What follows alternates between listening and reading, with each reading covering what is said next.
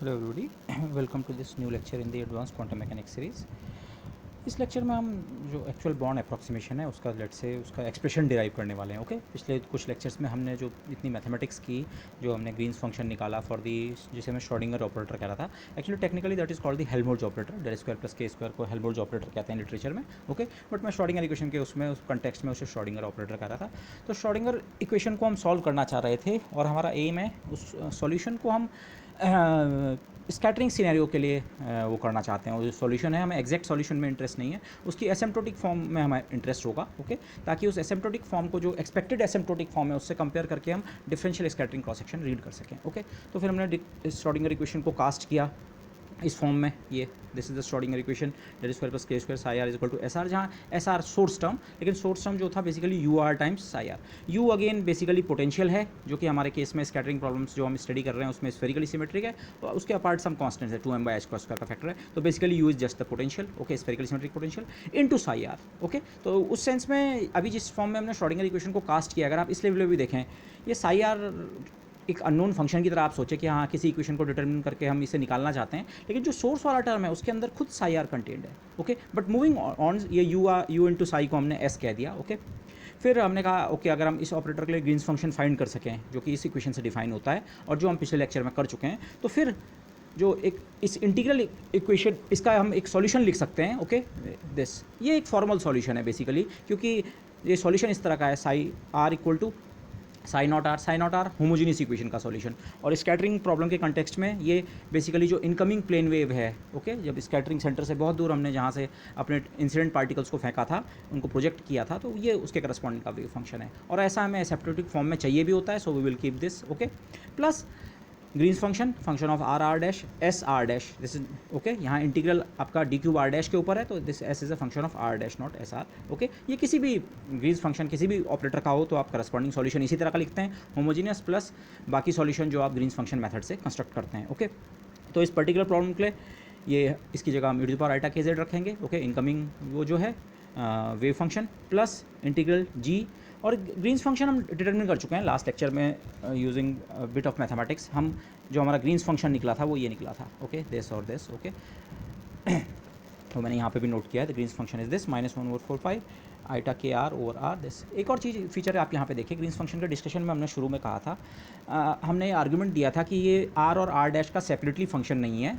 Okay, symmetry के कारण, translational इन्वेरियंस के कारण ये आर माइनस आर डैश का फंक्शन होगा, the vector r minus r dash का। लेकिन अगर आप फाइनल रिजल्ट को देखें तो ये vector r minus r dash का फंक्शन भी नहीं है, केवल इसके मॉड का फंक्शन है। मतलब स्केलर जो उसका, अगर मैं उसे लेंथ कहूँ, इस जहाँ का ये पोजिशन वेक्टर है और जहाँ का ये पोजिशन वेक्टर है, उन दो पॉइंट्स के बीच की जस्ट जो डिस्टेंस है, ये केवल उसका फंक्शन है। तो बेसिकली इस केस में ये जो ग्रीन्स फंक्शन है, इसके पास ट्रांसलेशनल सिमेट्री तो हमने यूज़ की थी, पर एक्चुअली इस ग्रीन्स फंक्शन के पास रोटेशनल सिमेट्री भी है। रोटेशन के कारण आप जानते हैं दो पॉइंट्स के बीच की डिस्टेंस पे फर्क नहीं पड़ता है। तो ये तो इनफैक्ट इस आर्ग्यूमेंट को मैंने आपको कहा था, ग्रीन्स फंक्शन हम एक स्लाइटली डिफरेंट वे से भी डिटरमिन कर सकते हैं। अगर हम कुछ और आर्ग्यूमेंट्स यूज़ करें तो much easier way of arriving at the Green's function, तो वहाँ पे ये वाला आर्ग्यूमेंट मैं यूज़ करूँगा कि जो इस केस में जो ग्रीन्स फंक्शन है वो ट्रांसलेशनल इन्वेरियंस के साथ साथ उसके पास रोटेशनल इन्वेरियंस भी होती है। तो फिर इन आर्ग्यूमेंट्स को अगर हम अपने पास उसको जस्टिफाई कर सकें इन आर्ग्यूमेंट्स को, तो फिर वेरी इजीली ये वाला एक्सप्रेशन हम फिर से बहुत इजीली डिराइव कर सकते हैं। Okay, but that comes later. For the time being अभी हम बॉन्ड अप्रॉक्सीमेशन डिराइव कर रहे हैं। तो जो हमारा सॉल्यूशन है, complete solution, homogeneous solution, plane wave solution, incoming plane wave solution plus Green's function into source term, और सोर्स टर्म ये है u r dash i r dash d cube r. तो टेक्निकली ये सॉल्यूशन नहीं है। अगर आप देखें, आप साई का सॉल्यूशन कह रहे हैं, हमने साई निकाल दिया, पर ये साई निकालने के लिए आपको खुद साई की ज़रूरत पड़ने वाली है। तो ये बेसिकली सॉल्यूशन नहीं है, ये एक इंटीग्रल इक्वेशन है। जो एक डिफरेंशियल इक्वेशन थी श्रोडिंगर इक्वेशन, आपने उसे इंटीग्रल फॉर्म में कास्ट किया है, उससे ज़्यादा कुछ नहीं हुआ है। ओके, तो इफेक्टिवली ये एक सॉल्यूशन नहीं है, बट ये एक सॉल्यूशन का अप्रॉक्सीमेशन जरूर हमें प्रोवाइड कर सकता है। Okay, this. लेकिन अब यहाँ पे इंटरेस्टिंग चीज़ ये है, अगर आप इसे ओके देखें, साई है something plus integral g into u into psi, मैं बहुत शॉर्ट में कह रहा हूँ, integral g into u into psi. अब ये जो साई है, ये यहाँ पे आर डैश का फंक्शन है, बट ये साई, इसके लिए अगेन आप इस वाले सॉल्यूशन को पुट करें, homogeneous part plus integral g u psi. तो अगर आप ये करते हैं, इस जो ये पहले से एक इंटीग्रल के अंदर ये जो साई मौजूद है, इसके लिए फिर से आप रिपीटेटिवली अगर ये इटरेटिवली ये टास्क करें, तो आपका जो एक्सप्रेशन बनता है ये वाला टर्म साई नॉट, मैंने इसे फिर से साई नॉट लिख दिया, प्लस इंटीग्रल जी यू ये टर्म्स, और इस साई आर डैश की जगह ये कर्ली ब्रैकेट के अंदर का एक्सप्रेशन। ये एक्सप्रेशन कौन सा है, फिर से मैंने यही एक्सप्रेशन रिपीट किया है, बस ध्यान ये रखा है अब की बार ये एक्सप्रेशन मुझे साई आर डैश के लिए चाहिए, साई आर के लिए नहीं चाहिए। तो उसमें करस्पॉन्डिंग एक्सप्रेशन जो आएगा साई नॉट, फिर से साई नॉट टर्म आएगा, लेकिन वो फंक्शन ऑफ आर डैश होगा। ओके, यहाँ पे मैंने रेड पेन से क्लैरिटी के लिए बाद में अलग से लिखा कि this is important. Okay, plus फिर से इस तरह का एक इंटीग्रल टर्म आएगा, इंटीग्रल जी।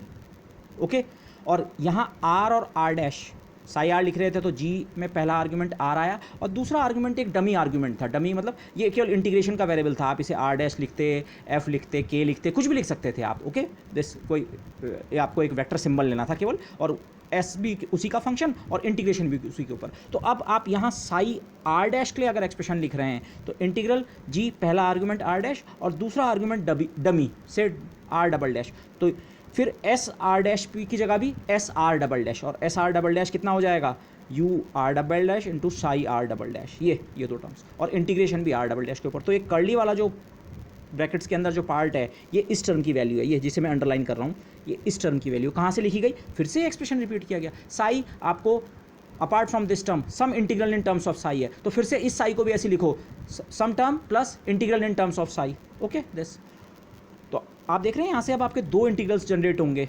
पहला इंटीग्रल जिसमें जी यू और ये साई नॉट आएगा, ये वाला टर्म, और दूसरा इंटीग्रल एक्चुअली एक डबल इंटीग्रल है, एक इंटीग्रल दूसरा इंटीग्रल, और जिसमें दो बार दो ग्रीन्स फंक्शन आएंगे, तो वो सेकंड वाला जो है, अब मैंने इसे केवल शॉर्ट में लिखा है, ठीक है, इतना ज़्यादा मैंने उसमें वो करने की कोशिश नहीं की है। अब जो ये एक्सप्रेशन बन गया है, ओके, साई नॉट प्लस, इसको मैंने शॉर्ट में लिख दिया, आर्ग्यूमेंट्स को मैंने सप्रेस कर दिया, वो आप फिर से देख सकते हैं, आर है, आर डैश है, whatever be the case, g u psi naught, g u psi naught d cube r dash, ये वाला पहला वाला integral, g u psi naught into d cube r dash, और दूसरा इंटीग्रल डबल इंटीग्रल, तो पहला integral जो है जी यू, और कर्ली ब्रैकेट के अंदर ये वाला पार्ट, फिर से integral g u psi d cube r double dash this. तो मैंने शॉर्ट में लिखा है, अदरवाइज वैसे प्रॉपर्ली मुझे सारे आर्गूमेंट्स लिखने चाहिए थे, बस इसको हम लेकिन आगे सॉल्व नहीं करने वाला है। This is just to get the idea कि बॉन्ड अप्रॉक्सीमेशन होता क्या है, उसको समझने का शायद आसान तरीका ये है, और इस प्रोसेस को आप रिपीटेडली रिपीट कर सकते हैं। यहाँ जो ये साई आर डबल डैश आया, ये वाला टर्म, और जिसको मैंने शॉर्ट में यहाँ ये लिखा है, ये, इसके लिए आप फिर से वाला फॉर्मूला पुट कीजिए, आर की जगह आर डबल डैश रखते हुए, तो psi not r double dash plus g पहला वाला जो आर्गुमेंट है वो आर डबल डैश होगा, दूसरा आर्गुमेंट आप डमी लेके आर ट्रिपल डैश ले सकते हैं, और फिर एस भी function of r triple dash और integration d cube r triple dash के ऊपर, एंड आप इसे लगातार कंटिन्यू कर सकते हैं।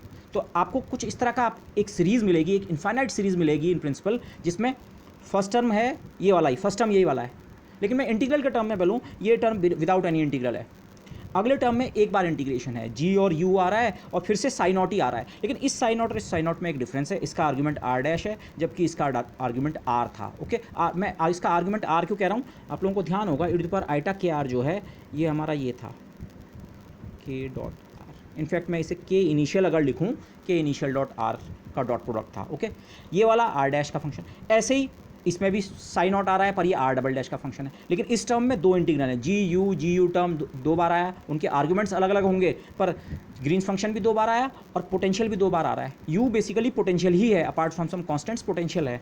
तो इसे अगर आप इस तरह से रीड करें, ये एक पर्टर्बेशन सीरीज़ है। अगले टर्म में तीन इंटीग्रेशन, जी यू टर्म, फिर एक जी यू टर्म, एक और इंटीग्रल आएगा जी यू वाला, और फिर एक साई और आएगा जो आर ट्रिपल डैश या आर क्वाड्रपल डैश का फंक्शन होगा, and so and so on. तो इन प्रिंसिपल आप इस इंटीग्रेशन को इसी तरह से वो करते करते इस सीरीज़ को इन्फिनिटी तक लिख सकते हैं। पहले वाले में अगर मैं केवल पोटेंशियल की बात करूँ, इस टर्म में पोटेंशियल नहीं है, इस टर्म में पोटेंशियल एक बार आ रहा है, इस वाले टर्म में ओवरऑल पोटेंशियल दो बार आ रहा है, और इस वाले में पोटेंशियल आ रहा है तीन बार। ओके, ये मैं इसलिए वो कर रहा हूँ, हमने पर्टर्बेशन थ्योरी की थी, कोई सिस्टम है अनपर्टर्ब सिस्टम और आप उसे थोड़ा डिस्टर्ब करें स्टेशनरी स्टेट पर्टर्बेशन थ्योरी में, तो जो वेव फंक्शन का करेक्शन होता है, मैं कैट लैंग्वेज में मैंने लिखा है, पिछले लेक्चर्स से जो हमने लास्ट सेम के लेक्चर्स थे उसी से मैंने सीधे सीधे कॉपी किया है, तो आप उन्हें रेफर कर सकते हैं। स्टेट nth स्टेट का जो पुराना कैट है अनपर्टर्ब, वो n नॉट था, लेकिन पर्टर्बेशन के बाद वो कैट अगर ये हो जाता है तो उसमें एक first order correction, lambda order का correction n1, lambda square order का correction n2 correction, and so on. तो इन प्रिंसिपल ये सीरीज़ आपकी इन्फिनिटी तक जाती है।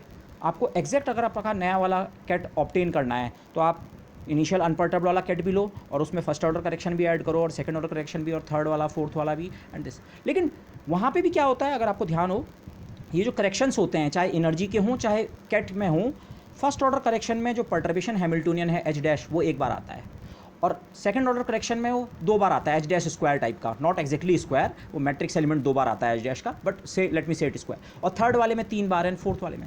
और फिर परटर्बेशन थ्योरी में हम एक चीज़ शुरू में जो डिमांड करके रखते हैं कि हमारा परटर्बेशन हैमिल्टोनियन स्मॉल होना चाहिए। स्मॉल का सेंस मैं अगेन रिपीट करूँगा, परटर्बेशन हैमिल्टोनियन बेसिकली एक ऑपरेटर है, तो ऑपरेटर की स्मॉलनेस का डायरेक्टली कोई सेंस नहीं है, सेंस है उसके मैट्रिक्स एलिमेंट्स का, उसके मैट्रिक्स एलिमेंट सिस्टम के ओरिजिनल एनर्जी लेवल्स का जो डिफरेंस है उसके मुकाबले स्मॉल होना चाहिए। बट लेट मी से इट क्वालिटेटिवली, अगर एच डैश स्मॉल है तो ये टर्म स्मॉल होगा, ये करेक्शन टर्म स्मॉल होगा, और एच डैश का स्क्वायर तो और भी स्मॉल होगा, तो ये टर्म तो और भी स्मॉल होगा, और फिर अगला वाला टर्म और भी स्मॉल होगा। तो अगर हमारा परटर्बेशन सफिशिएंटली वीक है तो इस परटर्बेशन सीरीज़ को हम किसी अप्रोप्रिएट पॉइंट पे टर्मिनेट करके भी बहुत अच्छा रिजल्ट पा सकते हैं। अगर H dash really very very small है तो प्रॉब्ली आपका, जिसे हम कहते हैं फर्स्ट ऑर्डर तक का ही आंसर सफिशिएंट होगा, और इवन अगर वो बहुत ज़्यादा वीक है, ऑलमोस्ट जीरो है, तब तो हो सकता है आप इसी आंसर को से भी काम चला लें कि हाँ हमारे नए सिस्टम का वेव फंक्शन कितना है, कैट क्या है, जो अनपर्टर्ब्ड सिस्टम का कैट था। But that would be a very very bad approximation, उसमें आप कुछ सॉल्व नहीं कर रहे हैं। बट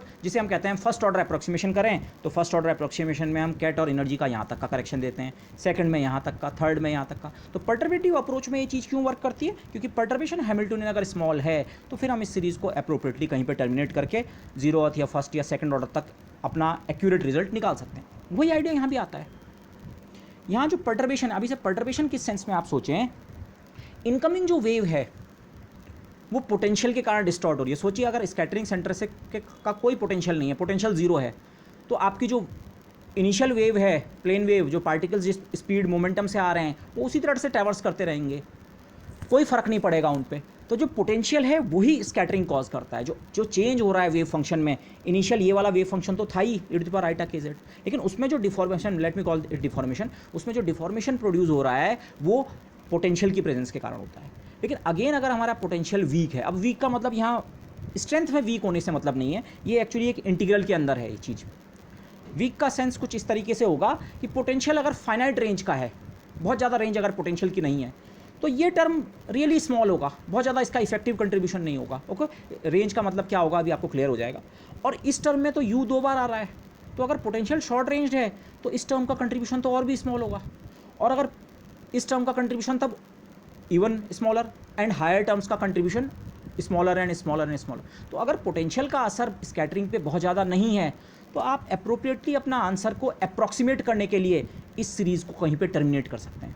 आप यहाँ पे भी टर्मिनेट कर सकते हैं इस सीरीज़ को। आप कहें पोटेंशियल का असर नेग्लिजिबल अगर है, बिल्कुल ही नगण्य है, तो आप कह सकते हैं अच्छा हमारा ये स्कैटरिंग के बाद भी हमारी वेव यही है, but that would be a very very bad approximation. Okay, first order का जो अप्रॉक्सीमेशन है और जिसे हम बॉर्न अप्रॉक्सीमेशन यूजुअली कहते हैं, लेकिन वो सही मायने में फर्स्ट ऑर्डर बॉर्न अप्रॉक्सीमेशन है, उसमें आप इस आंसर को यहाँ तक कैरी करते हैं। यहाँ तक मतलब this plus this term, okay, ये और ये, इससे हायर टर्म्स आपने ड्रॉप कर दिए, डबल इंटीग्रल वाले जो हैं वो ड्रॉप कर दिए, ये वाला दिस, यही है फर्स्ट बॉर्न अप्रॉक्सीमेशन।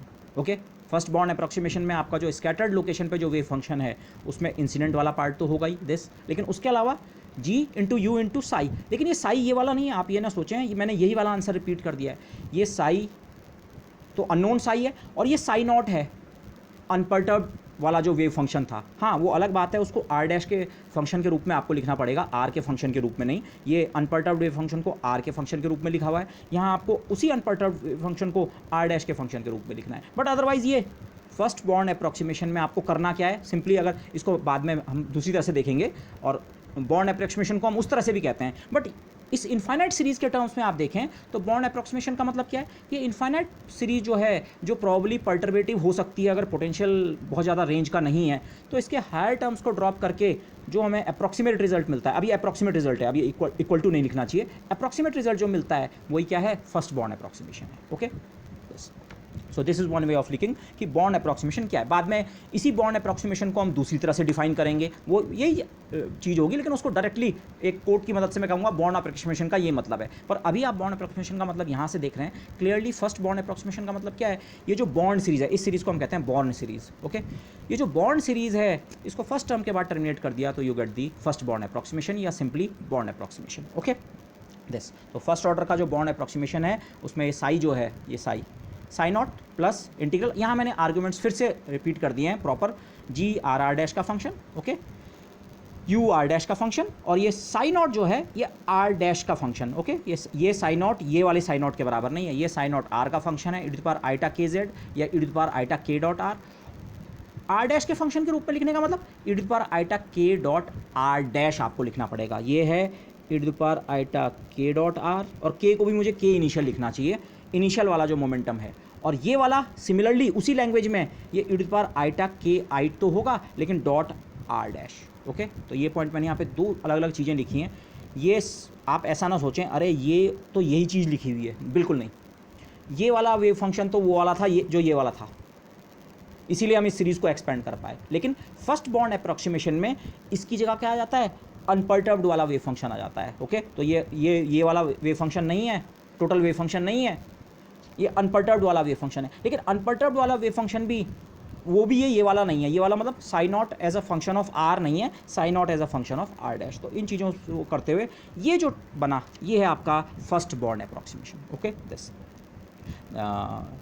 बेसिकली करना क्या है, इस इक्वेशन में अगर मैं दूसरे तरह से कहूँ बॉन्ड अप्रॉक्सीमेशन को हम ऐसे भी कहते हैं, कई बुक्स में आपको ऐसे मिलेगा।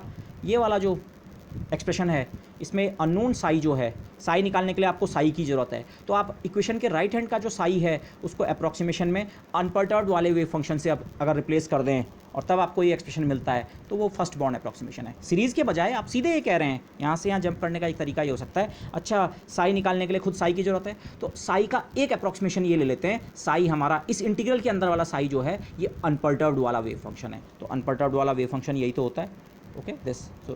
तो यही बॉन्ड अप्रॉक्सीमेशन है। This is another way of looking at bond approximation. लेकिन यहाँ से आप देख सकते हैं एक्चुअली ये क्यों वर्क करता है।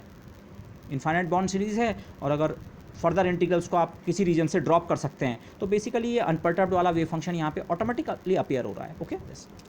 अच्छा, लेकिन अभी के लिए मैं थोड़ी देर के लिए बॉन्ड अप्रॉक्सीमेशन को छोड़ता हूँ, मैं फिर से इस एक्सप्रेशन पे जा रहा हूँ, फिर से दिस वन। इसे आप एग्जैक्ट एक्सप्रेशन कह सकते हैं, एग्जैक्ट इस सेंस में है ये, लेकिन ये किसी काम का नहीं है ज़्यादा, क्योंकि साई निकालने के लिए आपको फिर साई की जरूरत होती है, ओके। दिस लेकिन मैं इस एक्सप्रेशन को फिर से लिखता हूँ और मैंने u को 2m/h² की फॉर्म में लिख दिया और ग्रीन्स फंक्शन जो हमने ऑब्टेन किया था जो कि इतने के बराबर है उसकी वैल्यू मैंने सब्स्टिट्यूट कर दी, ओके। दिस तो साई आर का जो स्कैटर्ड लोकेशन पे जो वेव फंक्शन है, अभी तक ये इक्वालिटी एक्सप्रेशन है, एग्जैक्ट है ये एक्सप्रेशन, ओके। अभी हमने कोई अप्रॉक्सीमेशन नहीं किया है। This e to power iota k z plus ये Green's function 2m/h² v r dash u r की जगह ये टर्म और psi r dash this, okay. As a reminder r capital r जो है mod r minus r dash, r और r dash क्या vector हैं अभी आपको फिगर में क्लियर हो जाएगा, ओके। इस एक्सप्रेशन में मैंने कांस्टेंट्स को बाहर ले लिया -1/4 पाई और 2m, ओके। इनको मैं कैंसिल नहीं कर रहा हूँ क्योंकि बाद में मैंने इसी फॉर्म में अंदर भी ले जा सकता हूँ, बट ये e to power iota k this is mod r minus r dash mod r minus dash v r dash this, ये एक्सप्रेशन, ओके। अब बॉन्ड अप्रॉक्सीमेशन करने का मतलब क्या है, बॉन्ड अप्रॉक्सीमेशन का मतलब मैं अब सीधे इस लैंग्वेज को यूज़ करूँगा। आप यहाँ जो ये वेव फंक्शन है जो कि बेसिकली अननोन है, unknown in terms of unknown है, इस राइट हैंड साइड में इस इंटीग्रल के अननोन वेव फंक्शन को आप इंसिडेंट वेव फंक्शन से रिप्लेस कर दें। जब मैं कहता हूँ इंसिडेंट वेव फंक्शन से रिप्लेस कर दें तो मतलब e to power iota k i dot are से नहीं, ये आर डैश का फंक्शन है, e to power iota k i dot r dash से, लेकिन कहेंगे हम ऐसी, हाँ इस वेव फंक्शन को इंसिडेंट वेव फंक्शन से रिप्लेस कर दें तो हमारा बन जाएगा बॉन्ड अप्रॉक्सीमेशन, ओके। तो वो हम बाद में करेंगे, बट बिफोर दैट हम बार बार पीछे से कहते आ रहे थे हमारा पोटेंशियल शॉर्ट रेंज होना चाहिए, शॉर्ट रेंज होना चाहिए, हमारी स्कैटरिंग थ्योरी के रिजल्ट्स तभी एप्लीकेबल होंगे जिस तरह से हम डेवलप कर रहे हैं। वो क्यों ज़रूरी था? एक्चुअली शॉर्ट रेंज पोटेंशियल के कारण ही हम इस एक्सप्रेशन को और सिंप्लीफाई कर पाते हैं और इसको ऐसी फॉर्म में ला पाते हैं जहाँ से हम स्कैटरिंग एम्पलीट्यूड के एक्सप्रेशन को रीड कर सकते हैं, ओके। दिस तो वो अप्रॉक्सीमेशन क्या है, let's see that, but yet another approximation due to the short range of the potential is also to be applied. पहले हमें बॉन्ड अप्रॉक्सीमेशन आप पहले करें या बाद में करें, मैं बाद में करूंगा, अभी मैं इस एक्सप्रेशन को ऐसे ही रहने दे रहा हूँ, पर उससे पहले जो पोटेंशियल हमारा शॉर्ट रेंज है उसके कारण ये एक्सप्रेशन को हम कुछ हद तक और सिंप्लीफाई कर सकते हैं। कुछ अप्रॉक्सीमेशन है वो, लेकिन उस अप्रॉक्सीमेशन में सिंप्लीफाई कर सकते हैं।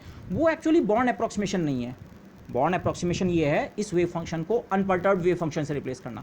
ये जो दूसरा अप्रॉक्सीमेशन हम कर रहे हैं ये भी एक अप्रॉक्सीमेशन है, इक्वल टू के बजाय अप्रॉक्सीमेटली इक्वल टू से रिप्लेस हो जाएगा एक्सप्रेशन, लेकिन वो वाला जो अप्रॉक्सीमेशन है वो पोटेंशियल की शॉर्ट रेंज के कारण आ रहा है, ओके। दिस तो वो, और वो क्यों जरूरी है, क्योंकि तभी हमारे पोटेंशियल की शॉर्ट रेंज इसलिए जरूरी है, तभी हमारा एक्सप्रेशन जो हमने जनरल थ्योरी में बात की थी कि स्कैटर्ड लोकेशन पे, डिटेक्टर की लोकेशन पे वेव फंक्शन हम कैसा एक्सपेक्ट करते हैं, ये फॉर्म तब मैच करेगी। तो शॉर्ट रेंज ऑफ पोटेंशियल का को अब आप इससे समझिए, मैं यहाँ का केवल अब इंटीग्रल उठा रहा हूँ, दिस इंटीग्रल, ठीक है, बाकी पार्ट्स कांस्टेंट है और ये हमें नोन है, मैं केवल इस इंटीग्रल पे कंसंट्रेट कर रहा हूँ। ये इंटीग्रल मैंने यहाँ पे लिख दिया है। ओके, अब इस फिगर को देखिए, एक एक करके इसके एलिमेंट्स को देखिए, बेसिकली है क्या, ये इंटीग्रेशन जो है ये ओवर होल आर डैश के ऊपर ये इंटीग्रेशन होना है। सिचुएशन ये है, ये है मेरा स्कैटरिंग सेंटर जहाँ से स्कैटरिंग हो रही है, ये रेड है मेरा डिटेक्टर, पार्टिकल स्कैटर होके यहाँ जा रहे हैं, पार्टिकल जेड एक्सिस के अलॉन्ग ये पीछे से आ रहे हैं, ये मैंने के आई वेक्टर जो दिखाया है, के फॉर मोमेंटम, इनिशियल जो इंसिडेंट पार्टिकल्स हैं उनका मोमेंटम, या अप्रोप्रिएटली कहूँ वेव वेक्टर, उनका वेव वेक्टर इस डायरेक्शन में है, ये उनका मोमेंटम जेड एक्सिस के अलॉन्ग था। अगर स्कैटरिंग नहीं होती किसी कारण से तो वो इसी डायरेक्शन में ट्रैवर्स करते रहते हैं, ये पॉजिटिव जेड एक्सिस के अलॉन्ग, ये जेड एक्सिस हम ऐसे लेते हैं स्कैटरिंग एक्सपेरिमेंट्स में, ओके, उसके एनालिसिस में। और स्कैटर होने के बाद माना कोई पर्टिकुलर पार्टिकल इस डायरेक्शन में स्कैटर होके गया, इस डिटेक्टर ने उसे ट्रैप किया, बाकी डायरेक्शन में भी जाएंगे पार्टिकल, हम उस पर्टिकुलर ट्रेजेक्ट्री की बात कर रहे हैं जो थीटा एंगल पे है, मतलब particles which are scattered at an angle theta. Okay, original path यहाँ था और यहाँ से ये थीटा एंगल डिफ्लेक्ट हो गए, तो ये पार्टिकल यहाँ स्कैटर हो गया। इस पार्टिकल का जो मोमेंटम है या वेव वेक्टर, इसको मैं के एफ से डिनोट कर रहा हूँ, के आई फॉर के इनिशियल, के एफ फॉर फाइनल। जो थीटा एंगल पे जो हमारा पार्टिकल स्कैटर हुआ वो ये, और ये डिटेक्टर पे हमारा डिटेक्ट हुआ है। ओके, क्योंकि हमारी स्कैटरिंग इलास्टिक है, ये हम पहले कह चुके हैं, हम केवल इलास्टिक स्कैटरिंग को स्टडी कर रहे हैं, तो इस वेक्टर और इस वेक्टर का मैग्नीट्यूड बराबर है। ये के एफ वेक्टर ये पूरा नहीं है, के एफ केवल इसकी डायरेक्शन बता रहा है। ओके, दिस, तो के इनिशियल ये है जेड एक्सिस के अलॉन्ग, और के फाइनल का है ये वेक्टर एक्चुअली है आर वेक्टर। आर वेक्टर जो हमारा होता है सारे डिस्कशन में, ये स्कैटरर से जो हमारा डिटेक्टर है वहाँ तक का वेक्टर है। ओके, दिस, और हम बार बार ये बात कह रहे हैं, हमारा डिटेक्टर एसिम्प्टोटिकली लोकेटेड है। एसिम्प्टोटिकली मतलब इन प्रिंसिपल ये जो इसकी लेंथ है, इस वेक्टर की लेंथ, स्कैटरिंग लोकेशन से डिटेक्टर की जो डिस्टेंस है, that tends to infinity, very very large, it is detected at very very large distances from the scatter. तो ये है सिचुएशन, ये पार्टिकल के आई मोमेंटम से आया, मैं वेव वेक्टर के बजाय मोमेंटम ही कहूँगा के को, और उसके बाद वो डिफ्लेक्ट होके यहाँ चला गया। ओके, इस डायरेक्शन में मैग्नीट्यूड तो सेम रहा मोमेंटम का, लेकिन डायरेक्शन चेंज हो गई, तो वेक्टर जो है हमारा चेंज हो गया, ये के आई था बाद में हो गया k f. Okay, wave vector और मोमेंटम का relation p equal to h cross k है, इसलिए मैं उसे मोमेंटम ही कहूँगा के को भी। ओके, दिस, अच्छा आर डैश क्या है इस इंटीग्रेशन में? आर डैश है इस पूरे स्पेस में कहीं कोई एक पॉइंट हो सकता है, ये वाला, ये वाला, ये वाला, ये वाला, इन्फिनिटी पे भी लोकेटेड एक पॉइंट हो सकता है। ये इंटीग्रेशन जो आपको परफॉर्म करना है, इसमें आर वाला वेक्टर तो क्लियर हो गया, आर इज दिस।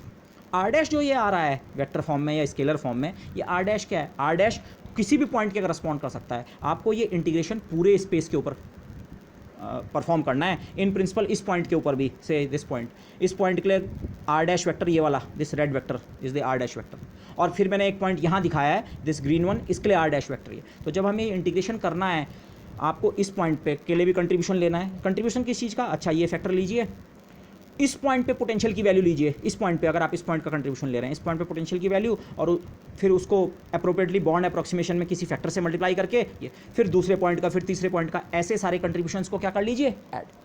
अब आता है role mainly range of potential का। इस लाइन को मैं जरा पढ़ लूँ, the integration extends over the whole space. In principle आपको आर डैश के ऊपर जो इंटीग्रेशन करना है होल स्पेस के ऊपर, इस पॉइंट का भी, इस पॉइंट, ऐसे सारे कंट्रीब्यूशंस ऐड करने हैं। Okay, but if the potential is a short ranged one, अगर हमारा पोटेंशियल इन्फिनिटी तक एक्सटेंड नहीं करता है और शॉर्ट रेंज पोटेंशियल है, शॉर्ट रेंज का एग्जैक्ट मैथमेटिकल एक्सप्रेशन मैंने शायद अभी तक भी नहीं दिया है, बट अभी भी मैं उसे अगर क्वालिटेटिवली दिखाऊँ, अगर हमारा पोटेंशियल शॉर्ट रेंज वन है, तो फिर ये जो इंटीग्रल है this effectively vanishes when r dash is large. इसको इस फिगर में समझिए, माना मेरे पोटेंशियल, ये जो मैंने ब्लू सर्कल दिखाने की कोशिश की है, इसको मैंने लिखा है रेंज ऑफ पोटेंशियल। अब रेंज ऑफ पोटेंशियल वैसे आप एक सर्कल नहीं ड्रॉ कर सकते हैं कि हाँ इसके अंदर पोटेंशियल है और इसके बाहर पोटेंशियल जीरो है, but let's look at it as a qualitative way कि हाँ हमारा पोटेंशियल क्या हो रहा है, सेंटर पर ज़्यादा है और धीरे धीरे दूर जाके कम हो रहा है। तो आप इमेजिन कीजिए, माना वो किसी भी नेचर का पोटेंशियल है, किसी रेंज के बाद वो पोटेंशियल इतना वीक हो जाता है, फॉर एग्जांपल कि या तो वो एग्जैक्टली जीरो हो जाता है या उसकी वैल्यू इतनी कम हो जाती है कि आप उसे जीरो ट्रीट कर सकते हैं। तो उस सेंस में मैंने ये सर्कल दिखाया है। आप ऐसा सोचिए इस समय कि एक आइडियलिस्टिक सिचुएशन है, इस सर्कल के अंदर या थ्री डायमेंशन में इस स्फीयर के अंदर तो पोटेंशियल इफेक्टिव है, लेकिन इसके बाहर पोटेंशियल जीरो है। ओके, तो फिर जब आप इंटीग्रेशन में, ये इंटीग्रेशन आपने होल स्पेस के ऊपर करना है, जब आप इस पॉइंट के ऊपर ये इंटीग्रेशन परफॉर्म करेंगे, इस पॉइंट के ऊपर। तो यहाँ ठीक है, बाकी फैक्टर्स की वैल्यू तो आप रखेंगे, लेकिन इस पॉइंट पे पोटेंशियल की वैल्यू तो कितनी है, 0। रेंज ऑफ पोटेंशियल से बाहर जो पॉइंट्स हैं वहाँ ये इंटीग्रल कंट्रीब्यूट नहीं करने वाला है। इंटीग्रल का मतलब है आपको सारे पॉइंट्स का कंट्रीब्यूशन ऐड करना है। तो अगर हमारा पोटेंशियल एक शॉर्ट रेंज 1 है, माना ये है उसकी रेंज, तो इसका मतलब हमें इस इंटीग्रल में जो इफेक्टिव कंट्रीब्यूशन मिलने वाला है वो केवल इस रेंज के अंदर से ही मिलने वाला है, क्योंकि इस रेंज के अंदर ही पोटेंशियल नॉन जीरो है। इस रेंज से बाहर पोटेंशियल जीरो है तो v की वैल्यू 0, तो बाकी टर्म्स कुछ भी हों, ये इंटीग्रल में कंट्रीब्यूशन कितना आएगा, 0। तो इफेक्टिव जो कंट्रीब्यूशन मिल रहा है पोटेंशियल के कारण, शॉर्ट रेंज पोटेंशियल के कारण, वो पोटेंशियल की जो रेंज है केवल उसके अंदर के जो पॉइंट्स हैं उनके कारण कंट्रीब्यूशन मिलेगा। ओके, और हम पहले ही कह रहे हैं हमारे पोटेंशियल की रेंज बहुत ज़्यादा नहीं है, ये सर्किल बहुत छोटा है, ये बड़ा नहीं है, पोटेंशियल की रेंज हमारी क्या है, स्मॉल। तो इससे क्या होता है, अब हमने ये तो कह दिया हमारा पोटेंशियल शॉर्ट रेंज है, क्वालिटेटिवली आप समझ गए। अच्छा, तो इंटीग्रल में बाहर के पॉइंट्स का ऐसा छोड़ सकते हैं हमें केवल अंदर के पॉइंट्स का कंट्रीब्यूशन लेना है। मतलब कंट्रीब्यूशन तो आप सारे पॉइंट्स का लीजिए, लेकिन इन पॉइंट्स का कंट्रीब्यूशन 0 होगा, let's say it this way. तो हम अगर केवल एक बहुत छोटे सर्किल या स्फीयर के अंदर के पॉइंट्स का कंट्रीब्यूशन कंसिडर कर रहे हैं, ओके, तो उससे क्या होता है, the effective contribution occurs only for या from regions near the origin. Scattering centre के जो बहुत नज़दीक के पॉइंट्स हैं, आर डैश वेक्टर आपको केवल उनके लिए कंसिडर करना है। मैंने पहले कहा इस इंटीग्रल में आर डैश ये वाला वेक्टर भी हो सकता है, और ये वाला भी हो सकता है, और ये वाला भी, और ये, और अंदर के पॉइंट्स के करस्पॉन्डिंग भी। लेकिन अगर पोटेंशियल शॉर्ट रेंज 1 है तो आर डैश इफेक्टिवली हमें केवल कंसिडर करने हैं जिनका मैग्नीट्यूड स्मॉल है, ये वाला या ये वाला या ये वाला या ये वाला, ओके, स्मॉल आर डैश। तो इससे क्या होता है, ओके। तो अब स्कैटरिंग सिनेरियो के पर्सपेक्टिव से हम देखें, स्कैटरिंग सिनेरियो में एक चीज़ तो हमने एक कंडीशन बोल दी, हमारा पोटेंशियल है शॉर्ट रेंज। तो शॉर्ट रेंज होने से क्या हुआ, अच्छा ये आर डैश जो इस इंटीग्रल में है ये स्मॉल है, मैग्नीट्यूड वाइज स्मॉल है। डायरेक्शन तो कहीं भी हो सकती है, ये ग्रीन वेक्टर यहाँ भी हो सकता है, इधर भी हो सकता था, इधर भी, लेकिन इसका मैग्नीट्यूड ज़्यादा नहीं होगा, ओके, वेरी लार्ज नहीं होगा। और स्कैटरिंग प्रॉब्लम में एक और चीज़ होती है, स्कैटरिंग सिनेरियो में हमारा जो डिटेक्शन है वो लार्ज डिस्टेंसेस पे होता है, इन प्रिंसिपल इन्फिनिटी, लेकिन इन्फिनिटी नहीं है, वेरी लार्ज। तो अब अगर आप इस फिगर को देखें, इस फिगर में ये वेक्टर आर वेक्टर है, ये वेक्टर मैंने एक पर्टिकुलर दिखाया है आर डैश। आर डैश ये भी हो सकता था, ये भी हो सकता था, ये भी, लेकिन कुल मिला के आर डैश का मैग्नीट्यूड बहुत ज़्यादा नहीं है। और फिर ये वेक्टर जो है ये है r minus r dash vector, okay. अगर आप इस वेक्टर में ये वेक्टर ऐड करें तब आपका फिर से आर वेक्टर बन जाता है। तो this vector is the r minus r dash vector, ये जिसका मैग्नीट्यूड यहाँ आ रहा है, ये वाला वेक्टर, ये वाला वेक्टर है। तो इसकी लेंथ, ये आर माइनस आर डैश जिसे हम कैपिटल आर लिख रहे थे, वो एक्चुअली ये लेंथ है। इंटीग्रेशन करते करते जब आप इस पॉइंट को कंसिडर करेंगे तो यहाँ से इस पॉइंट की जो डिस्टेंस है वो कैपिटल आर हो जाएगी उस समय। तो ये है, इस स्फीयर से बाहर के पॉइंट्स के लिए आपको कैपिटल आर या किसी चीज़ की चिंता करने की जरूरत नहीं है। तो इफेक्टिवली हम अगर ये रेंज ऑफ पोटेंशियल हमारी है, माना इस तरह का है, तो इससे क्या फ़र्क पड़ता है, तो अब हो क्या रहा है, ये डिस्टेंस है लार्ज और ये डिस्टेंस है वेरी वेरी स्मॉल। इसके कंपैरिजन में तो एटलीस्ट ये बहुत स्मॉल है। शॉर्ट रेंज होने के कारण बहुत दूर का तक हमें इंटीग्रेशन के चिंता करने की ज़रूरत नहीं है, तो बहुत छोटी आर डैश स्मॉल है, और जबकि डिटेक्शन जो है वो क्या है, एसिम्प्टोटिक। इससे क्या फ़र्क पड़ता है, ये जो कैपिटल आर जो हमारा इस एक्सप्रेशन में आता है, mod r minus r dash, इसको जरा मैं सिंप्लीफाई करूँ, ये मॉड है कितना, किसी वेक्टर की लेंथ आप कैसे निकालते हैं, आर माइनस आर डैश अपने आप में एक वेक्टर है, वेक्टर की लेंथ कैसे निकालते हैं, उसको उसके साथ डॉट करके उसका स्क्वायर रूट ले लो। तो अगर आप ये डॉट प्रोडक्ट करें, r dot r r square, r dash का dot r dash square with a plus sign, और आर डॉट आर डैश और आर डैश डॉट आर 2 बार आएगा, दोनों बराबर हैं, ट्वाइस आर डैश का स्क्वायर रूट। अभी तक ये एक्सप्रेशन एग्जैक्ट है, अभी ये एग्जैक्ट है, कोई वो नहीं है इसमें। आर अगर आप डेलिबरेटली कॉमन ले लें इस एक्सप्रेशन में, आर स्क्वायर कॉमन लें, स्क्वायर रूट से बाहर आर आएगा, फर्स्ट टर्म 1 बना।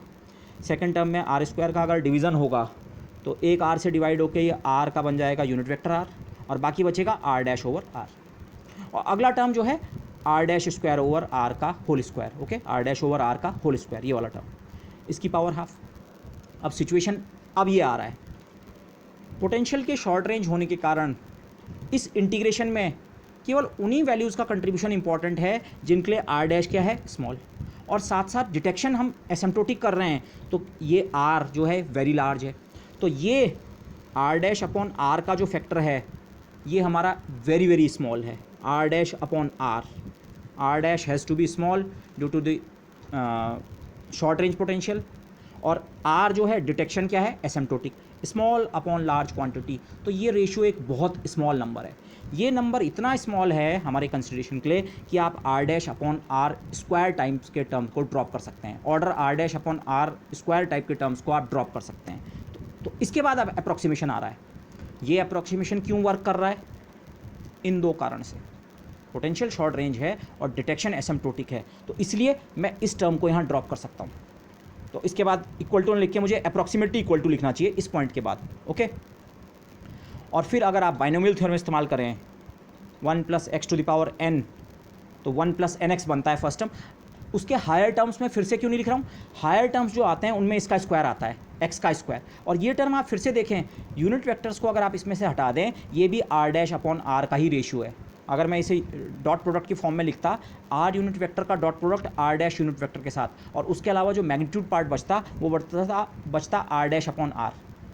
तो 1 + nx तक तो ठीक था, 1 + nx, लेकिन अगला टर्म में फिर से बाइनरी एक्सपेंशन का लिखूं, उसमें फिर से r डैश अपॉन r का स्क्वायर आएगा। तो r dash upon r type के स्क्वायर और हायर ऑर्डर के टर्म्स को हम ड्रॉप कर रहे हैं, reason being this potential is short range and detection is asymptotic.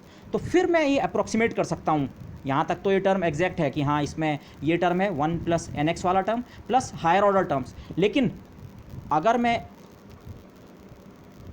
In considerations को ध्यान में रखूं, इन कंडीशंस के अंतर्गत वर्क कर रहा हूं, तो मैं इन हायर ऑर्डर टर्म्स को ड्रॉप कर सकता हूं और फिर सिंपली मुझे ये दो टर्म रिटेन करने हैं, इस r को फिर से अंदर मल्टीप्लाई करूं।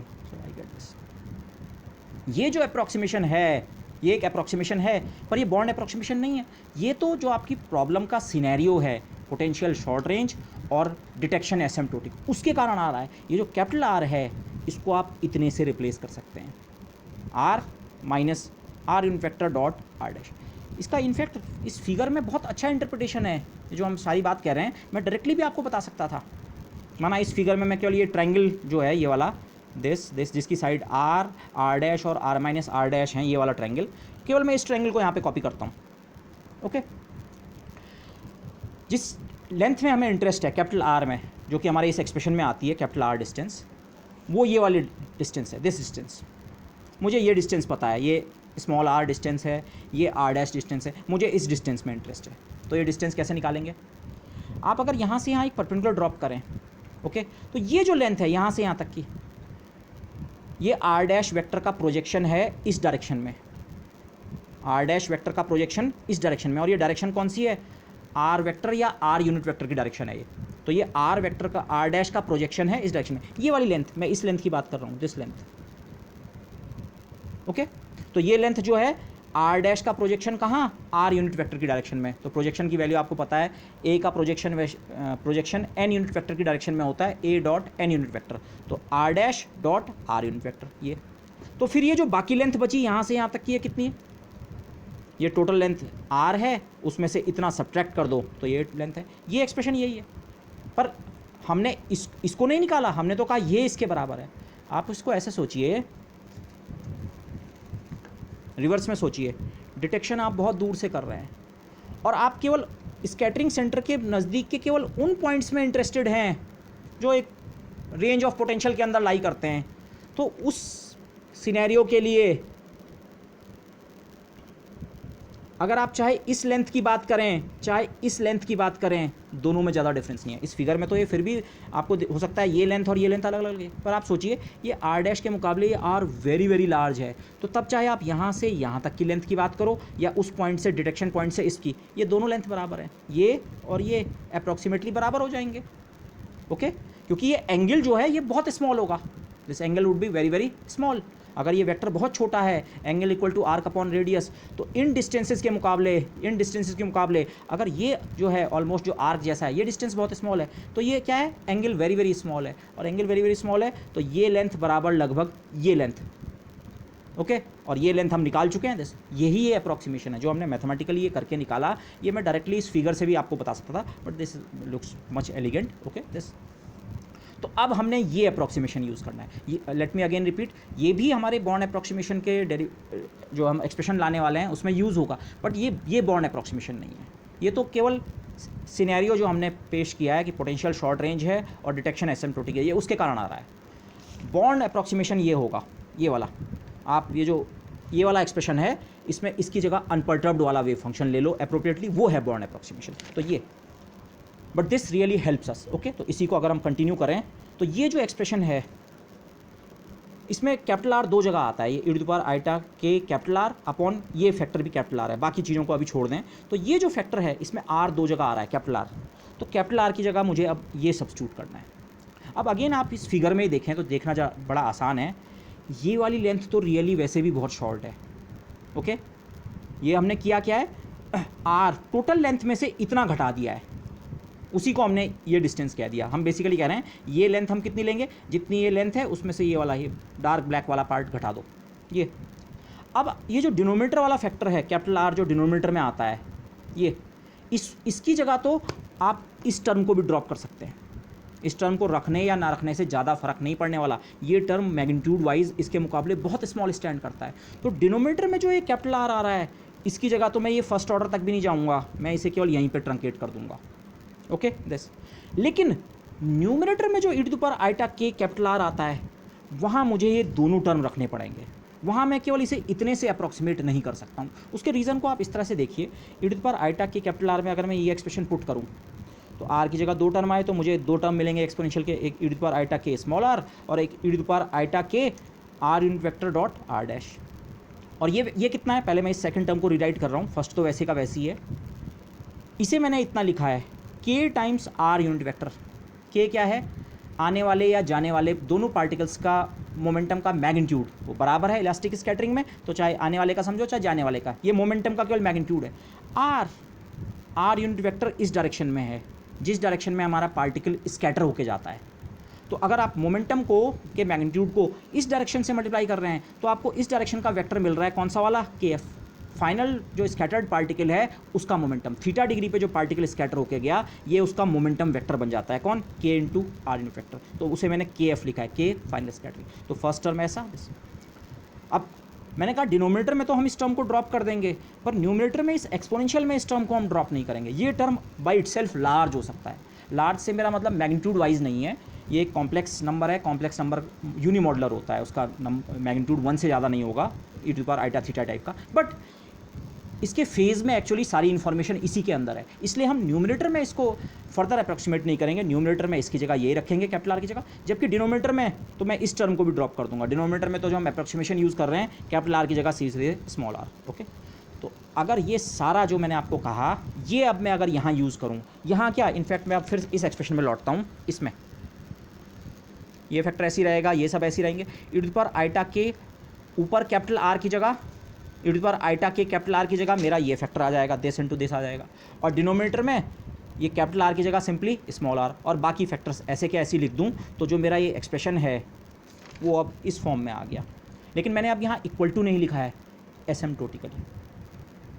ये यहाँ हमने कुछ अप्रॉक्सीमेशन कर दिए, ये बॉर्न अप्रॉक्सीमेशन नहीं है, ये अप्रॉक्सीमेशन इस चीज़ पे रिलाई कर रहे हैं कि हम ऑब्जर्वेशन शॉर्ट रेंज पोटेंशियल से स्कैटरिंग का ऑब्जर्वेशन एसिम्प्टोटिकली लार्ज डिस्टेंसेस पे कर रहे हैं। तो लार्ज डिस्टेंसेस पे जो वेव फंक्शन का एक्सप्रेशन है वो अब ऐसा बनेगा, working under these approximations. Okay this, ये अब आप ज़रा इस एक्सप्रेशन को कंपेयर कीजिए जो हमने जनरल थ्योरी ऑफ स्कैटरिंग में बात की थी, कि जनरल थ्योरी ऑफ स्कैटरिंग में स्कैटर्ड लोकेशन पे जो वेव फंक्शन है उसमें इंसिडेंट वेव फंक्शन होना चाहिए, और उसके अलावा ई to the power iota k are upon are एक आउटगोइंग स्फेरिकल वेव होनी चाहिए जिसमें अपॉन आर का फैक्टर प्रोबेबिलिटी कंजर्वेशन के कारण होना चाहिए। और उसके अलावा जो एंगुलर डिस्ट्रीब्यूशन है, स्कैटरिंग जो अलग अलग डायरेक्शंस में अलग अलग अमाउंट से हो रही है उसको कंट्रोल करने वाला एक फैक्टर एफ थीटा फाई।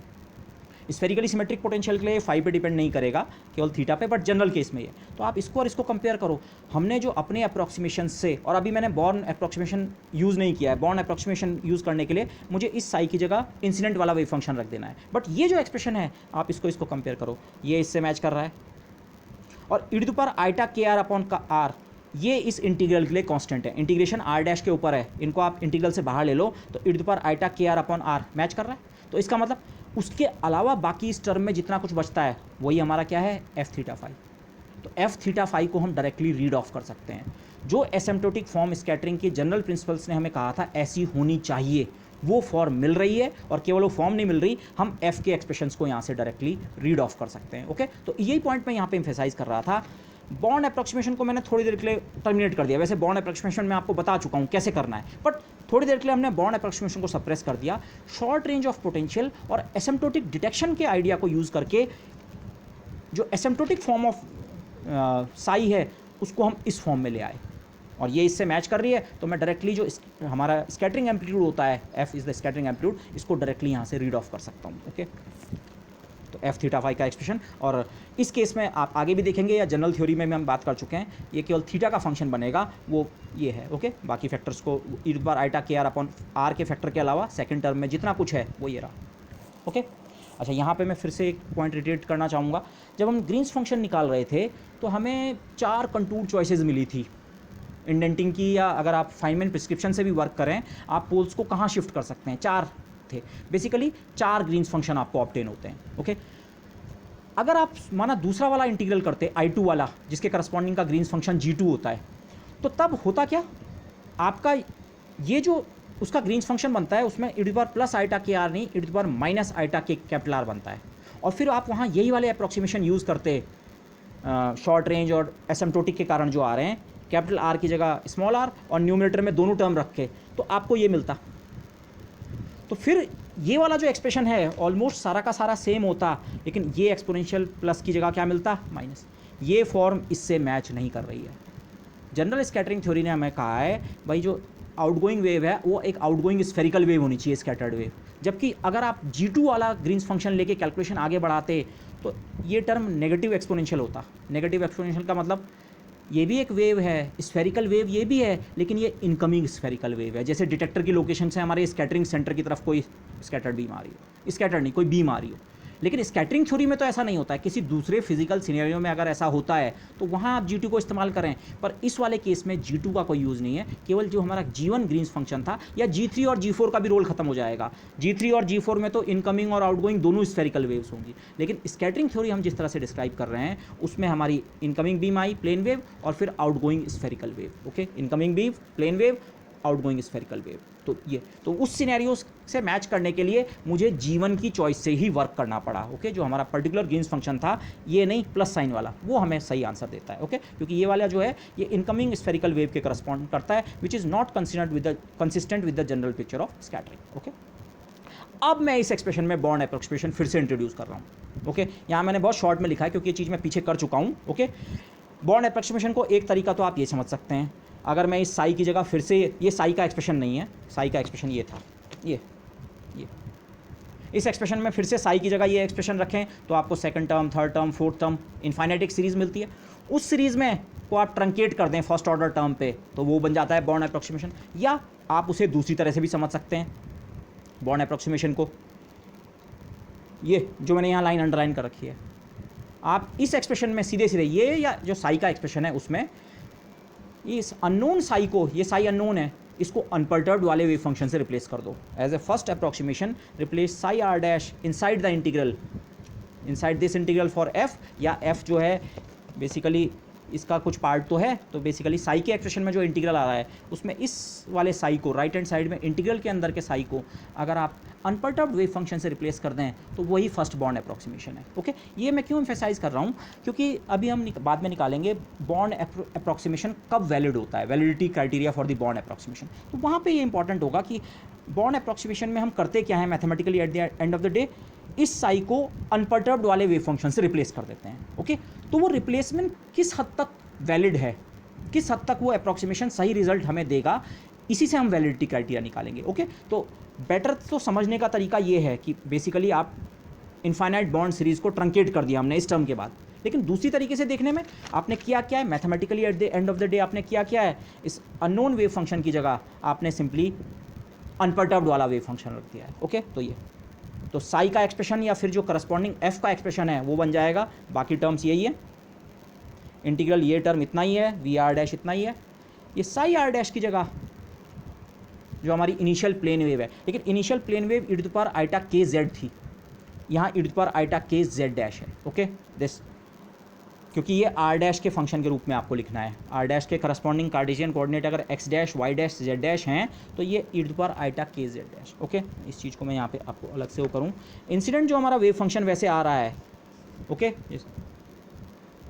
इसको हम e to the power iota k z या e to the power iota k i dot r, k i मतलब इनिशियल, ओके, इनिशियल जो वेव वेक्टर है उसके साथ डॉट प्रोडक्ट करके ये लेते हैं, ओके। जबकि जो वो है साई आर डैश जो है e to the power iota k z dash या e to the power iota k i dot r dash, okay. जब मैं ये कहता हूँ आपको इस इंटीग्रल में अनपर्टर्ब्ड वेव फंक्शन रखना है, लेकिन आपको ये ध्यान रखना है ये आर के फंक्शन के रूप में नहीं, आपको आर डैश के फंक्शन के रूप में लिखना है। तो वो ये स्टेप है बॉन्ड अप्रॉक्सीमेशन एक्चुअली, ओके। मैं वो पहले वो शॉर्ट रेंज और उसके अप्रॉक्सीमेशन को अगर पहले कर रहा हूँ तो बॉन्ड अप्रॉक्सीमेशन मैंने यहाँ पे इनकॉर्पोरेट किया है, ओके। दिस इज द बॉन्ड approximation, okay. Replacing the unknown psi inside the integral by its unperturbed value, okay. Replacing the psi inside the integral by its unperturbed value is called the बॉन्ड approximation, okay. और e to the power iota k z dash जो है उसे मैं ऐसे भी लिख सकता हूँ, e to the power iota k i initial this dot r dash. K initial जो है आप जानते हैं जेड एक्सिस के अलॉन्ग है, ओके। तो एफ थीटा फाई का जो एक्सप्रेशन है, अब आप इसे सिंप्लीफाई करेंगे हम थोड़ा, ये फैक्टर्स कांस्टेंट, ये दोनों एक्सपोनेंशियल आप एक ही में कंबाइन कर सकते हैं। इसके बजाय इसकी ये वाली फॉर्म लिखें डॉट प्रोडक्ट वाली, तो आर डैश दोनों में डॉट प्रोडक्ट है, यहाँ के एफ के साथ, यहाँ के आई के साथ, तो के एफ माइनस के आई this. So this is the expression for the scattering amplitude under the बॉन्ड approximation. In the first bond approximation जो एफ का एक्सप्रेशन है वो ये रहा, okay, this for short range potential. अब यहाँ पे इसको और हम सिंप्लीफाई कर सकते हैं। यहाँ पे जो दो वेक्टर्स आ रहे हैं के एफ माइनस के आई, ये क्या है? के आई ये है इनिशियल इंसिडेंट पार्टिकल का मोमेंटम, और के एफ उतना ही मैग्नीट्यूड का वेक्टर लेकिन थीटा एंगल पे स्कैटरिंग वाली डायरेक्शन में, ओके दिस। तो इन दोनों वेक्टर्स को मैं एक ही पोजीशन पे लाके अगर प्लॉट करूँ तो ये सिचुएशन है। ये वेक्टर यहाँ पीछे था लेकिन वेक्टर को आपने पहले ट्रांसपोर्ट किया, के आई इंसिडेंट वाला मोमेंटम, के एफ थीटा एंगल पे स्कैटर होके मोमेंटम, मैग्नीट्यूड दोनों के बराबर हैं, ये दोनों लेंथ्स बराबर हैं।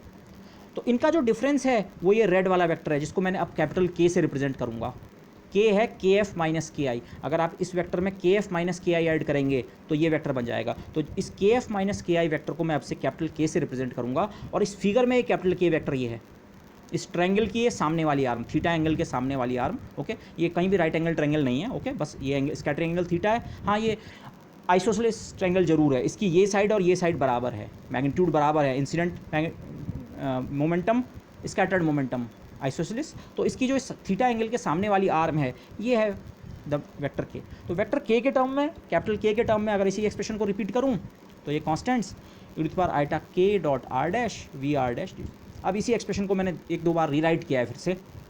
2m/h² का फैक्टर अगर आप अंदर ले लें तो v से वो उसके बजाय आप उसे u लिख सकते हैं, सेम एक्सप्रेशन रिपीट किया है। अब इस एक्सप्रेशन पे अगर आप आ जाते हैं तो यहाँ आपको ये ध्यान रखना है, ये आर डैश जो है एक इंटीग्रेशन का जस्ट एक वेरिएबल है। आर डैश पूरे स्पेस में कहीं भी एक्सटेंड हो सकता है, ओके।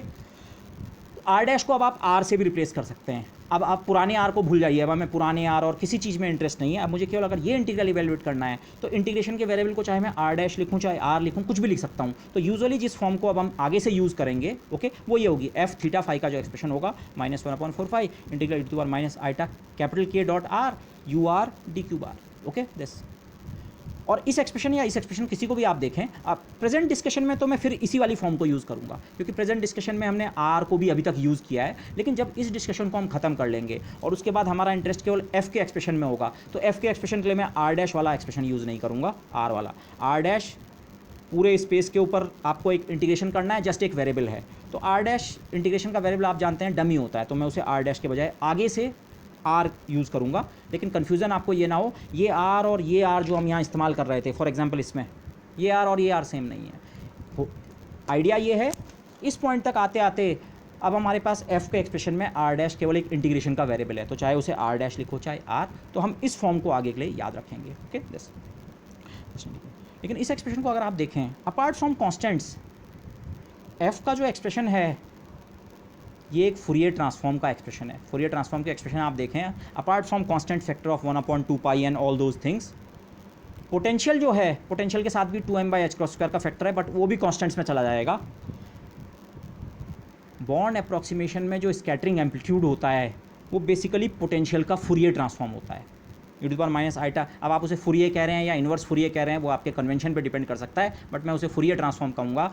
इन द बॉन्ड approximation the scattering amplitude is just the Fourier transform of the potential apart from constants. Okay, so this is an important property of the Born approximation. Born approximation में Fourier transform mathematically just एक Fourier scattering amplitude एक just एक Fourier transform है potential का. Okay, तो मैं फिर से मैं इसकी आर डैश वाली ही फॉर्म पिक कर रहा हूँ, ठीक है, क्योंकि प्रेजेंट डिस्कशन में हमारा आर भी आ रहा था, तो ये वाला मैं आगे से यूज़ करूँगा. अभी मैं इसी फॉर्म को रिटेन कर रहा हूँ. दिस थोड़ा और क्लैरिटी रहेगी. तो एफ के एक्सप्रेशन को अभी हम थोड़ा और सिंप्लीफाई कर सकते हैं.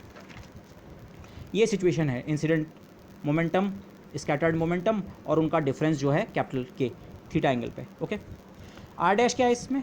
आर डैश पूरे स्पेस के ऊपर कोई भी वेक्टर हो सकता है. आपको इनफैक्ट ये इंटीग्रेशन परफॉर्म करना है तो आर डैश आपको सारा हर पॉइंट पे लेना है. ये वाला भी लेना है, ये वाला भी लेना है, ये जो हम यहाँ आर्ग्यूमेंट दे रहे थे ये यूज़ हो चुका है. वो बाहर के पॉइंट्स के कंट्रीब्यूशन जीरो वगैरह कंसिडर हो चुके हैं. आपको सारे स्पेस के ऊपर इंटीग्रेशन करना है. जहाँ का कंट्रीब्यूशन जीरो होगा वो अपने आप जीरो हो जाएगा वगैरह वगैरह. तो आप पूरे स्पेस के ऊपर आर डैश को वेरी करते हुए आप इस इंटीग्रेशन को परफॉर्म कीजिए. Okay, this. तो अब इस इंटीग्रेशन को हम कुछ हद तक परफॉर्म कर सकते हैं. अगेन, अगर आप स्फेरिकल पोलर कोऑर्डिनेट्स में चले जाएं, अब स्फेरिकल पोलर कोऑर्डिनेट्स किसके रेस्पेक्ट में? आर डैश वेक्टर के रेस्पेक्ट में. आर डैश वेक्टर से के रेस्पेक्ट में मेरा मतलब क्या है?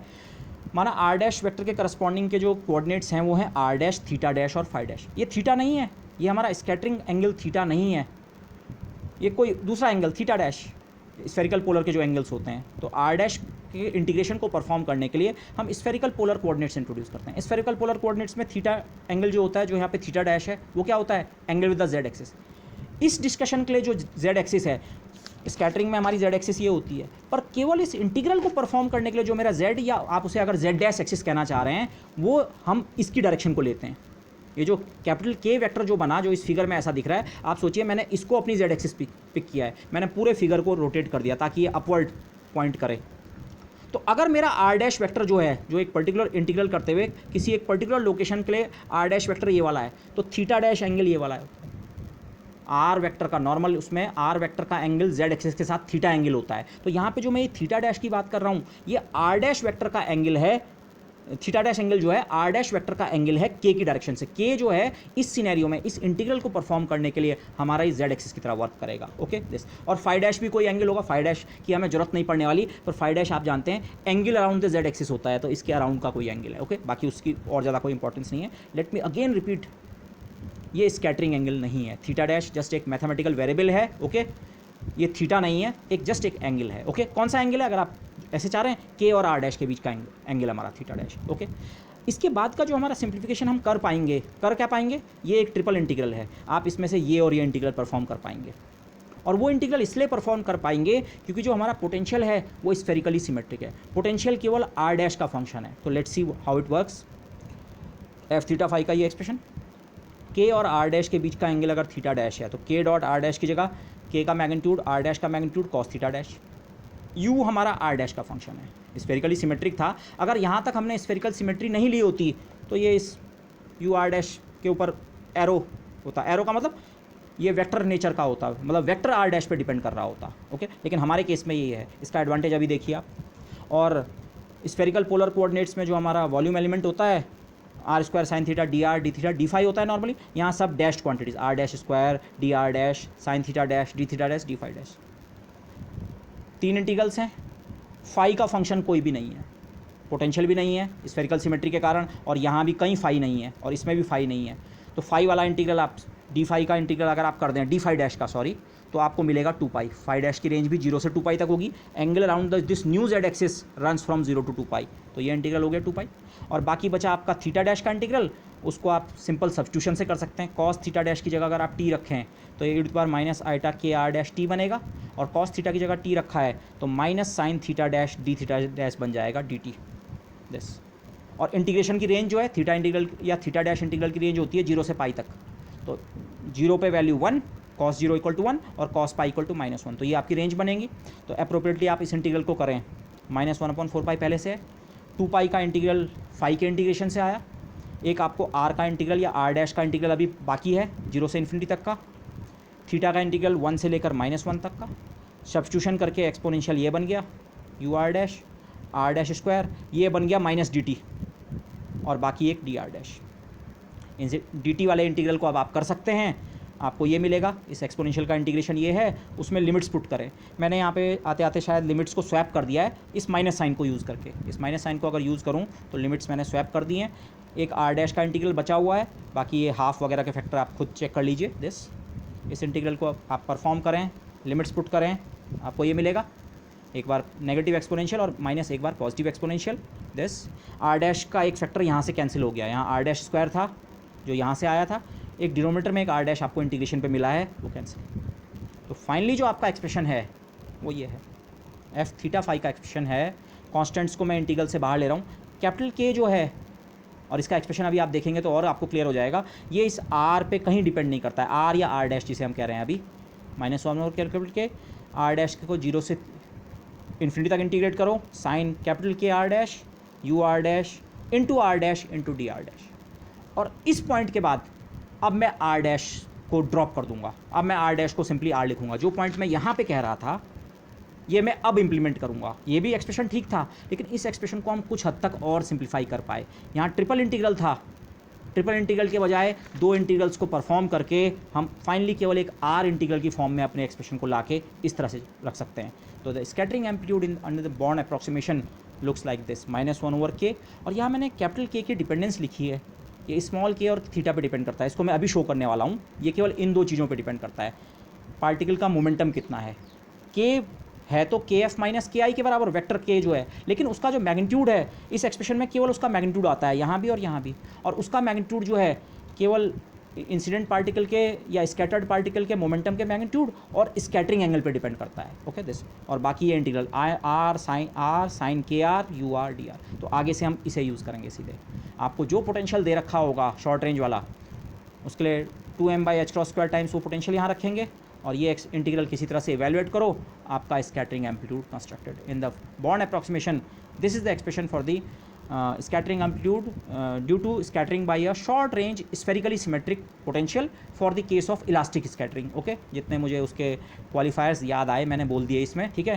पोटेंशियल शॉर्ट रेंज का होना चाहिए, स्फेरिकली सिमेट्रिक होना चाहिए, स्कैटरिंग इलास्टिक होनी चाहिए। नॉन रिलेटिविस्टिक सिनेरियो की हम बात कर रहे हैं, रिलेटिविस्टिक हमने कंसिडरेशंस कहीं ध्यान में लिए, तो उस केस के लिए बॉर्न अप्रॉक्सीमेशन में दिस इज द। पर ये कैपिटल के होता कितना है, कैपिटल के एक मिडवे का एक हमारा वेरिएबल था। कैपिटल के ये के एफ माइनस के आई के बराबर हमने कुछ लिखा है, पर इसको हम और सिंप्लीफाई कर सकते हैं। इसका मैग्नीट्यूड में निकाल सकता हूँ। ये आपका फिगर, उसी फिगर को थोड़ा लार्ज बनाया। इंसिडेंट मोमेंटम, स्कैटर्ड मोमेंटम, इनका डिफरेंस हमारा है कैपिटल के। ये स्कैटरिंग एंगल है थीटा, थीटा डायरेक्शन में ये पार्टिकल यहाँ से आया था और यहाँ स्कैटर होकर चला गया था, थीटा एंगल पे स्कैटर हो गया था। अगर मैं यहाँ से यहाँ एक परपेंडिकुलर ड्रॉप करूँ, ओके, तो ये क्योंकि ये ट्रायंगल हमारा सिमेट्रिक है, आइसोसेलेस ट्रायंगल है, तो ये जो एंगल है ये बाइसेक्ट होगा, मतलब ये एंगल भी θ/2 और ये भी θ/2। अब आप किसी एक राइट एंगल ट्रायंगल को पकड़ लीजिए, माना इस वाले राइट एंगल ट्रायंगल को अगर आप ले लीजिए, तो इसमें अगर आप इस एंगल का साइन लें, साइन ऑफ थीटा नहीं, साइन ऑफ θ/2, तो sine of θ/2 this length upon this length. ये लेंथ सिमेट्री के कारण ये लेंथ और ये लेंथ बराबर होगी, तो ये कैपिटल के का हाफ है, ये टोटल लेंथ कैपिटल के, इसका हाफ k/2।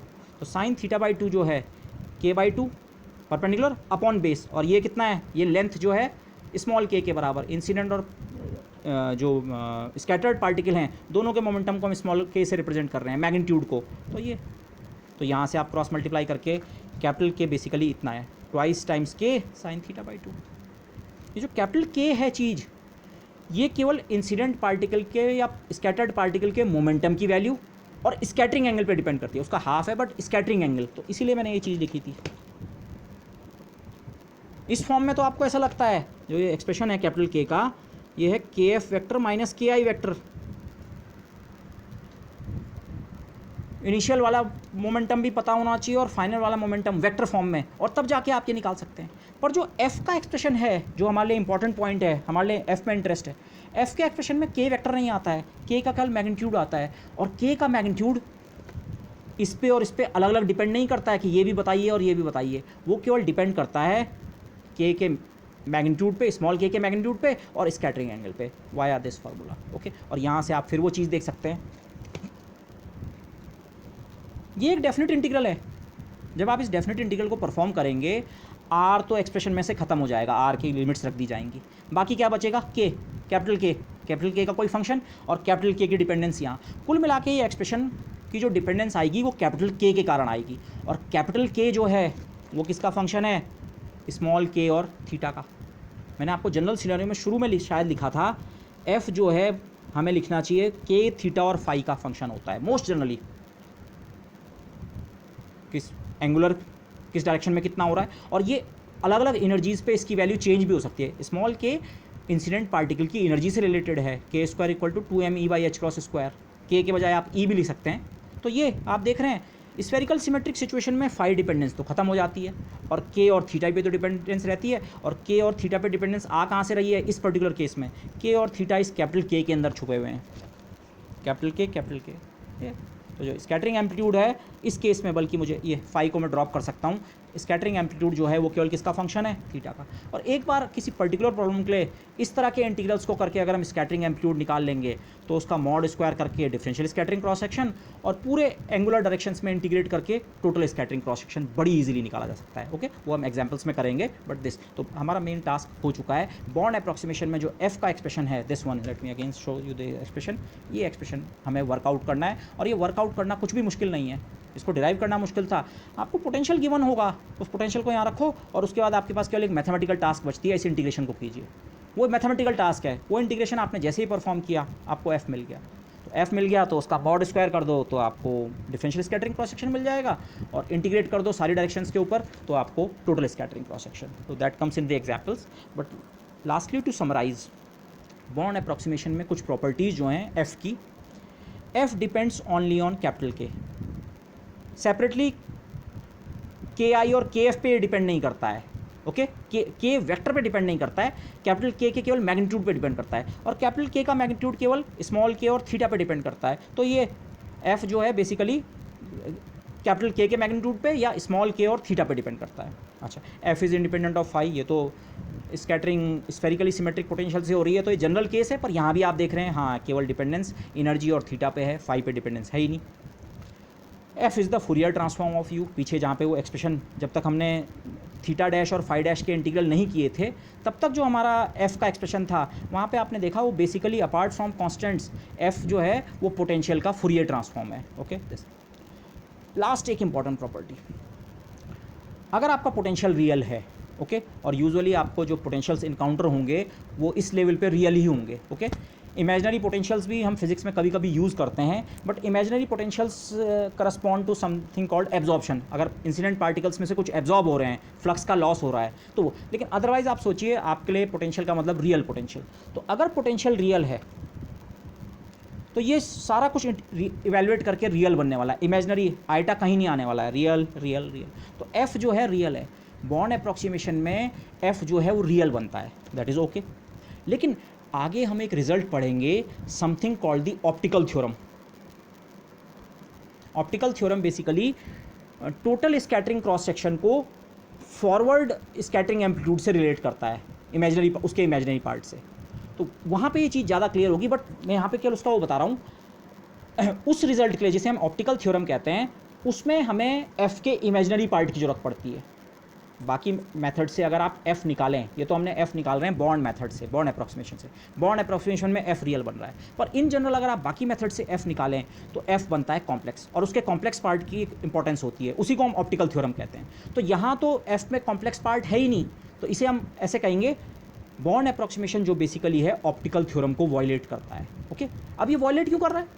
अरे ये एक अप्रॉक्सीमेशन मेथड है, कोई एग्जैक्ट रिजल्ट थोड़ी है। तो इसमें जो ऑप्टिकल थ्योरम के लिए जो इमेजिनरी वाला पार्ट चाहिए होता है वो इसमें अपीयर ही नहीं हो रहा है हमारे एफ के एक्सप्रेशन में। अदरवाइज जनरल स्कैटरिंग के रिजल्ट्स में एफ में रियल पार्ट और इमेजिनरी पार्ट दोनों हो सकते हैं, और उसके इमेजिनरी पार्ट से रिलेटेड एक एक्सप्रेशन होता है जिसे हम कहते हैं ऑप्टिकल थ्योरम, उस रिजल्ट को हम कहते हैं ऑप्टिकल थ्योरम। तो यहाँ वो ऑप्टिकल थ्योरम वाला रिजल्ट अप्लाई ही नहीं हो सकता है। सो under the Born approximation the optical theorem is violated. So these are some general features of the Born approximation. Okay, so with that I would like to conclude this lecture for the time being. और next lectures में जो अब हम करने वाले हैं particular potentials के लिए scattering amplitude और differential scattering cross section और total scattering cross section, और उसके अलावा validity criteria। हमने Born approximation यहाँ पे आया, ये पॉइंट जो मैं बार बार आपको कह रहा था, ये अननोन साई को आपने अनपर्टर्ब्ड साई से जो रिप्लेस किया, ये था बॉर्न अप्रॉक्सीमेशन। लेकिन अब हम ये जानना चाह रहे हैं कि अप्रॉक्सीमेशन कब वैलिड है, इसकी वैलिडिटी क्राइटेरिया क्या है। जैसे हम पर्टर्बेशन थ्योरी में निकालते हैं वैलिडिटी क्राइटेरिया किसी भी पर्टर्बेशन मेथड का, वैसे ही हम ये एक अप्रॉक्सीमेट रिजल्ट है, तो इस अप्रॉक्सीमेट रिजल्ट पे हम किन कंडीशंस पे ज़्यादा भरोसा कर सकते हैं।